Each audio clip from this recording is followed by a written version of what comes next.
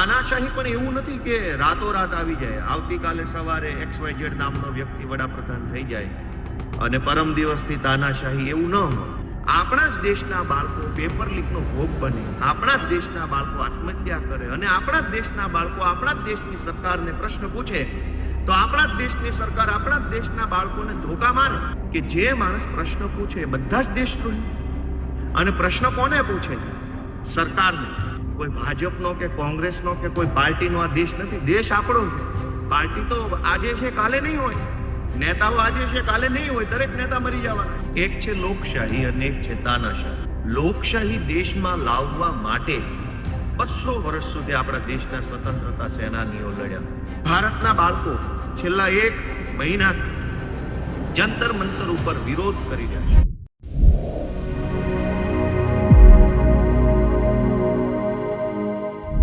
નમસ્કાર, તમે જોઈ રહ્યા છો ગુજરાત પ્લસ ન્યૂઝ અને હું છું મમલ. દિલ્હીના જંતર મંતર ખાતે કોકરોચ જનતા પાર્ટી દ્વારા વિદ્યાર્થીઓ મુદ્દે વિરોધ પ્રદર્શન ચાલી રહ્યું છે અને હવે આ આંદોલનને રાજકીય સમર્થન પણ મળતું જોવા મળી રહ્યું છે. કોંગ્રેસ બાદ હવે આમ આદમી પાર્ટીના નેતા ગોપાલ ઇટાલિયાએ પણ આ મુદ્દે મેદાને આવ્યા છે અને વિદ્યાર્થીઓને લઈને સરકાર સામે અનેક સવાલો ઉઠાવ્યા છે. વિદ્યાર્થીઓ પર થયેલા લાઠીચાર્જ અને હાલની પરિસ્થિતિને લઈને ગોપાલ ઇટાલિયાએ શું કહ્યું, આવો સાંભળીએ. નમસ્કાર દોસ્તો, હું છું ગોપાલ ઇટાલિયા. એક છે લોકશાહી અને એક છે તાનાશાહી. લોકશાહી દેશમાં લાવવા માટે 200 વર્ષ સુધી આપણા દેશના સ્વતંત્રતા સેનાનીઓ લડ્યા. 3 પેઢી સુધી લોકશાહી ભારતમાં લાવવાની લડાઈ ચાલી. એનો સીધો અર્થ એમ કે લોકશાહી કોઈ એવી વસ્તુ નથી કે એક ઝાટકે આવી જાય, આજે સવારે ચાલુ કરો કામ ને રાત સુધીમાં આવી જાય, એવી વ્યવસ્થા નથી. લોકશાહીને લાવવા માટે ગાંધીજી, એમના પહેલાના, એમના પછીના બધા જ મહાપુરુષોએ 200 વર્ષ સુધી અંગ્રેજો સામે તમામ પ્રકારની લડાઈ લડ્યા અને લોકશાહી આવી. બીજું છે તાનાશાહી. તાનાશાહી પણ એવું નથી કે રાતોરાત આવી જાય, આવતીકાલે સવારે XYZ નામનો વ્યક્તિ વડાપ્રધાન થઈ જાય અને પરમ દિવસથી તાનાશાહી, એવું ન હોય. તાનાશાહી પણ ધીમે ધીમે ધીમે ધીમે ધીમે ધીમે ધીમે આવે છે. જેમ લોકશાહી ધીમે ધીમે આવે એમ તાનાશાહી પણ ધીમે ધીમે આવે. લોકશાહી એટલે શું? કે લોકો નિર્ણય લેશે, લોકો નક્કી કરશે, લોકોનું સારું શું, લોકોનું ખરાબ શું, લોકો બધા જ નિર્ણયો લોકો પોતે લેતા હોય એવો લોકોને ફીલ આવે, એવો અહેસાસ થાય. જરૂરી નથી કે દેશના કરોડો લોકોની સહી હોય સરકારી કાગળ ઉપર. સહી કલેક્ટરની જ હોય અથવા સહી કેબિનેટ મંત્રીની હોય કે સહી મુખ્યમંત્રીની હોય. પણ મુખ્યમંત્રી કે વડાપ્રધાન જે કાગળ ઉપર સહી કરે એ સહી મારા વતી છે, હું એમાં રાજી છું, મારી એમાં ખુશી છે, એવો અહેસાસ તો લોકોને થવો જોઈએ. એટલે લોકોનું શાસન એટલે એમ કે સરકાર જેટલા પણ નિર્ણયો લે એમાં લોકોને પોતાની મરજી હોવાનો, પોતાની ઈચ્છા મુજબ સરકારે કર્યું હોવાનો અહેસાસ થવો જોઈએ. પણ લોકોને જ્યારે એવો અહેસાસ ન થાય કે આ નિર્ણય મારા વતી અથવા મને ગમે એવો છે, ત્યારે લોકો વિરોધ કરે, લોકો બોલે, લોકો પ્રશ્ન પૂછે. અને લોકો પ્રશ્ન પૂછે એટલે જ તો લોકશાહી જીવતી ગણાય. જે દેશોમાં લોકો પ્રશ્નો નથી પૂછતા કે લોકો નથી પ્રશ્ન પૂછી શકતા એ દેશમાં લોકશાહી નથી. અને જે દેશોમાં લોકો ઈચ્છે ત્યારે પોતાની સરકારને ઈચ્છે એવો પ્રશ્ન પૂછી શકે એ દેશો લોકશાહી દેશો છે.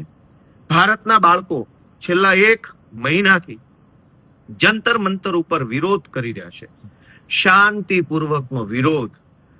કોઈ ઉશ્કેરાટ ભર્યા ભાષણો નહીં, કોઈ ઉશ્કેરાટ ભર્યા સૂત્રો નહીં, કોઈ હિંસા નહીં. 1 મહિનાથી તદ્દન બિન રાજકીય રીતે ભારતના બાળકો સોનમ વાંગચુકજી અને અભિજીત દીપકેના નેતૃત્વમાં પોતાનો અવાજ સરકાર સુધી પહોંચાડવાની કોશિશ કરી રહ્યા છે.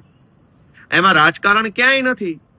માત્ર એક વ્યાજબી પ્રશ્ન છે કે હજારો પેપર લીક થાય છે, બાળકોનું ભવિષ્ય બગડે છે, આનો જવાબદાર કોણ? આટલો સિમ્પલ પ્રશ્ન સરકારને નહીં પૂછીએ તો કોને પૂછવાનો? જે સરકારને આપણે મત આપીએ તો સરકાર આપણને થેન્ક યુ કે વાહ સરસ, તમે સારા નાગરિક છો કેમ કે તમે અમારી XYZ પાર્ટીને મત આપ્યા. અને મત આપ્યા પછી એ જ વ્યક્તિ જો પ્રશ્ન પૂછે તો દેશદ્રોહી કેવી રીતે બની જાય છે, દેશ વિરોધી કેવી રીતે બની જાય છે? આ કેન્દ્રમાં રહેલી તાનાશાહ સરકારનું એક મનોવૈજ્ઞાનિક જનતા ઉપર તાનાશાહી ભર્યું વલણ છે કે જે માણસ પ્રશ્ન પૂછે એ બધા જ દેશદ્રોહી. અને પ્રશ્ન કોને પૂછે છે? સરકાર નહીં. સરકાર તો અનેક આવી, અનેક ગઈ. તો એવું તો નથી કે દેશ જ સરકાર છે અને સરકાર જ દેશ છે, કેમ કે અહીંયા આપણે ત્યાં દુનિયાના દેશોની જેમ રાષ્ટ્રપતિ શાસન નથી. અહીંયા સરકાર છે જેને લોકો પસંદ કરે. 1 મહિનાથી નીટ, રીનીટ, અલગ અલગ અનેક પેપર લીક. માણસના જીવનમાં ડોક્ટર બનવું એ કેવડું મોટું સપનું હોય છે. અનેક વિદ્યાર્થીઓ 10માની બોર્ડની પરીક્ષા આપે ત્યારે ઉજાગરા કરે છે. અને માત્ર વિદ્યાર્થી નહીં, એના માતા પિતા, દાદા દાદી, કુટુંબના સગાવાલા પણ ઉજાગરા કરે, મહેનત કરે, એક વસ્તુની અંદર કાળજીપૂર્વક ધ્યાન રાખે. હું મારા કુટુંબના અનેક લોકોને જોઉં છું કે જેના બાળકો 10મામાં હોય ને ત્યારથી ઉજાગરા કરે. શું કામ? કે 10મામાં સારા ટકા આવે તો 12મામાં સાયન્સની અંદર સારી સ્કૂલોમાં, સારી જગ્યાએ મેડિકલ સાયન્સમાં એડમિશન મળે. હવે મેડિકલ સાયન્સમાં એડમિશન મળ્યા પછી 11મું 12મું 2 વર્ષ સુધી આખો પરિવાર ઉજાગરા કરે. શું કામ? કે જો સારા ટકા આવે તો નીટની અંદર સારા માર્ક્સ આવે તો આને કોઈ સારી મેડિકલ કોલેજની અંદર એડમિશન મળે ને આપણો છોકરો ડોક્ટર બને. 10મું 11મું 12મું નીટ 3-3 4-4 વર્ષ સુધી માતા પિતા ઉજાગરા કરે, આખો પરિવાર ઉજાગરા કરે એક છોકરાનું સપનું પૂરું કરવા માટે. અને ફટ લઈને પેપર ફૂટી જાય અને 21 છોકરાઓ પેપર લીકના કારણે અથવા નીટ રીનીટના કારણે આત્મહત્યા કરી ચૂક્યા છે. આપણા દેશના 21 બાળકો, વિદ્યાર્થીઓ આત્મહત્યા કરી જાય એનો જવાબદાર કોઈ નહીં, કોઈના માથે એનું પાપ નહીં. એ કેવી રીતે ચાલે? નીટની પરીક્ષા અને પેપર લીકની વિરુદ્ધમાં જંતર મંતર પર ઉપવાસ ઉપર બેઠેલા બાળકોએ જ્યારે સરકાર સુધી વાત પહોંચાડવા પાર્લામેન્ટ માર્ચ કરી, એ પણ શાંતિપૂર્વક હતી. એમાં કોઈના હાથમાં તલવાર, ધોકા, લાકડીઓ, તીર, ભાલા, બરછી કંઈ નહોતું. ખાલી હાથે સ્લોગન સાથે મુઠ્ઠી ભીડે લઈ, હાથ હતા મુઠ્ઠી ભીડેલા, સ્લોગન મારતા હતા, ઇન્કલાબ જિંદાબાદના નારા બોલતા. એની ઉપર પેલેટ ગન મારવામાં આવી, પેલું સુયાવાળા દંડાઓ મારવામાં આવ્યા, ધોકા માર્યા. આ તો આપણા દેશના બાળકો છે. આ કોઈ કઈ પાકિસ્તાનના નથી કે આ કોઈ બીજા દેશના નથી. આપણા જ દેશના બાળકો પેપર લીકનો ભોગ બને, આપણા જ દેશના બાળકો આત્મહત્યા કરે અને આપણા જ દેશના બાળકો આપણા જ દેશની સરકારને પ્રશ્ન પૂછે તો આપણા જ દેશની સરકાર આપણા જ દેશના બાળકોને ધોકા મારે. એ જ તો તાનાશાહી છે. અને આ તાનાશાહીની સામે લડવું એ કોઈ પાર્ટીની નહીં, દેશના એક નાગરિકની જવાબદારી છે. હું ગુજરાતભરના સૌ લોકોને, વડીલોને વિનંતી કરું છું કે આ લડાઈ ભાજપ સામે કે વડાપ્રધાન સામે નહીં, આ લડાઈ તાનાશાહીની સામે છે. તાનાશાહીની સામે નહીં લડીએ તો ધીમે ધીમે આપણે બધા ગુલામી તરફ ફેંકાઈ જશું. અને માત્ર પેપર લીક નહીં, ખરાબ રોડ રસ્તાઓ, યુનિવર્સિટીનું બખડ જંતર તંત્ર, સરકારી દવાખાનાની બખડ જંતર હાલત, પોલીસ સ્ટેશનોમાં ફરિયાદ ન લેવી, હજારો પ્રશ્નો આપણે એનો સામનો કરવો પડશે. એટલે તાનાશાહી સામે લડવા માટે સૌએ આગળ આવવું એ સૌની ફરજ છે. હું સૌને અપીલ કરું છું કે કશું ન કરી શકો તો એક વોટ્સએપ કે ફેસબુકનું સ્ટેટસ તો મૂકો.